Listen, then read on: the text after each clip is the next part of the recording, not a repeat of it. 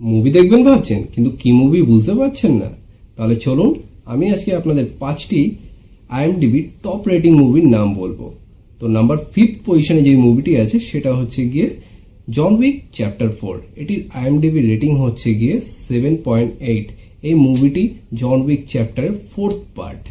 তো number 4th পজিশনে যে মুভিটি আছে সেই মুভিটি হলো গিয়ে মিশন ইম্পসিবল ডেড রেকনিং। এই মুভিটিরও আইএমডিবি রেটিং 8.0। এই মুভিটি টম ক্রুজের মুভি। এর এই মুভিটি এই সিরিজের 7 নম্বর পার্ট। তো নাম্বার 3rd পজিশনে যে মুভিটি আছে সেটি হচ্ছে গার্ডিয়ান অফ গ্যালাক্সি। এটিরও কিন্তু আইএমডিবি রেটিং 8.0 আর এটি এই মুভি সিরিজের 3 নম্বর পার্ট বা শেষ পার্টও বলতে পারেন।